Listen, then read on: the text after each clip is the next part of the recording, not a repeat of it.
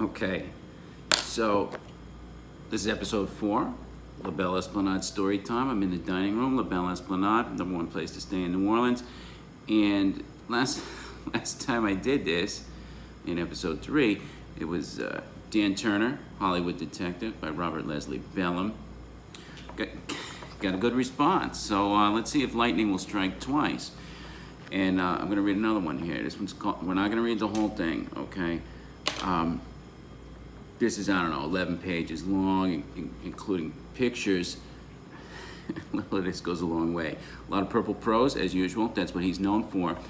And I have to admit, I did read this one already. And I did it for the camera, and I lost my composure. Imagine that. Because I was laughing so hard. So let's see if I can get through it this time, okay? And so, Blackmail from Beyond. Robert Leslie Bellum. I don't know when this was written. I don't know, 1945 or something. Who knows? All right. I don't like unpunctual punks.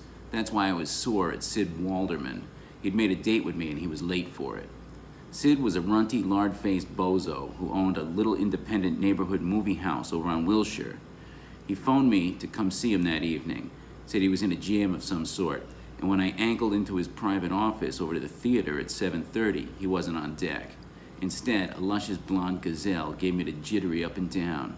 "Are you Dan Turner, the private detective?" she asked me. "So, my friends seem to think," I said. I fastened the focus on her. Her figure was something to dream about on a desert island.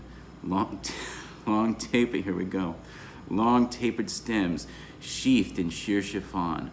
Other curves with just the right quota of flaring oomph.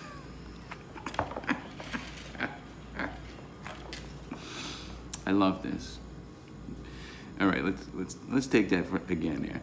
Her other curves, with just the right quota of flaring oomph. Okay. Her tight frock advertised all the allure she owned, and I'm always interested in advertisements. She said, "I'm Connie Bowen, Sid's secretary. He had to go downtown, but he's expecting you. He wants you to wait." She took a gliding step toward me, her thighs rippled under clinging silk. "You will help him out of this blackmail mess, won't you?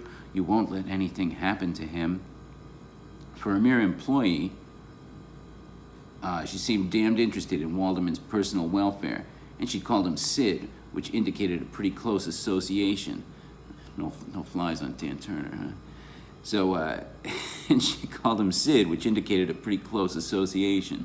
I said, "Sure, I'll help him if there's a big enough fee in it." I didn't show any surprise at the blackmail angle. I suspected something like that when Walderman phoned me, but I wondered what the blonde cutie meant when she said she was scared something might happen to him.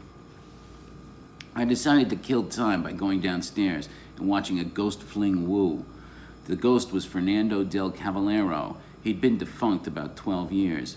In his day, he was the biggest pulse throb in galloping tintypes, a handsome young Latin lug with dreamy eyes, flaring nostrils, and a smile that made dames swoon. I know that kind of smile. All right. He'd specialized in shake, gaucho, and matador roles, and had been the pet hate of every commonplace male in America. Del Cavallero kicked the bucket while on a personal appearance tour of the East, died suddenly and a trifle mysteriously in some Jerkwater, Alabama hamlet. They slipped his beautiful remainders back to... I can't help it. They shipped his beautiful remainders back to Hollywood in a gold casket that cost $10,000, which was just about all the Gitas left in his estate, although he'd made millions. 37 silly she-males got their tripes trampled in the crush at his funeral. Even now, a dozen years after his untimely demise, veiled Janes put posies in his grave almost daily. You following all this?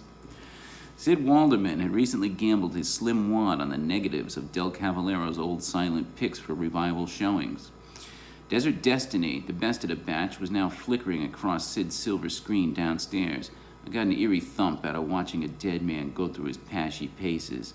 Knowing that he was now a worm-eaten skeleton under 6 feet of California soil, there was something downright spooky about seeing him toss torrid kisses into his leading lady, Mira Montaigne. Whew. Don't worry, it gets better. There wasn't much of an audience. Walderman couldn't afford to buy a hell of a lot of newspaper publicity for his house, so not many people knew the Del Cavallero Elpis was being reshown. Such is fame. I sat through 4 spools of the old-fashioned piffle, then went out to the lobby for a gasper. I had a surprise coming to me. Mira Montaigne herself was standing in the foyer, surrounded by 5 or 6 autograph hounds. She'd retired shortly after Del Cavallero's death, and she must have been close to 40 now, but she still had what it takes. Her hair was a tasteful shade of henna. Her figure wasn't lumpy, and she knew how to wear her clothes. Apparently, she'd come to take a gander of herself as of 12 years ago, and there was a satisfied, reminiscent grin on her kisser as the autograph fiends pushed their pads and pens at her. Maybe she was remembering the days when her public could be counted in millions instead of half dozens. A bald, pudgy gazabo was getting her signature as I walked out. I spotted Sid Walderman and his blonde steno coming down the carpeted stairs, approaching me, and then, ka-chow! The short, sharp splat of a Roscoe whammed across the lobby. Somebody screamed. I said, "What the hell?" and made a dive for Mira Montaigne. She was slowly toppling. Blood was gushing from her throat. I caught her in my arms. My fingers sank into the resilient softness through her frock. I lowered her, tore her dress open, and jammed my palm under the left breast. I couldn't feel any heart jiggle. She was deader than Philadelphia. So, I'm going to use that line. So, anyhow, that's how the, whatever this was called, Blackmail from Beyond starts. You want to finish the rest? You have to do that on your own. I've had about enough all I can take here. So, if you're coming to New Orleans, it's nothing like Dan Turner's Hollywood, I'll tell you that. Here on Esplanade Avenue, nice quiet place to stay. Close to the tourist action, and you plenty of Roscoe's going splat down there in the corner. But down here, super quiet, super interesting neighborhood, and you get a nice night's sleep, which is important when you're in New Orleans. So, Bourbon Street, that's for beginners. Esplanade Avenue here, that's for winners. All right, a votre santé, mes amis. And check out our website, labelleesplanade.com, when you're ready to come to New Orleans. I know just the perfect place to stay. All right, have a great New Orleans day. Wherever you may find yourself, stay tuned for episode 5 of our story moment. All right, ciao.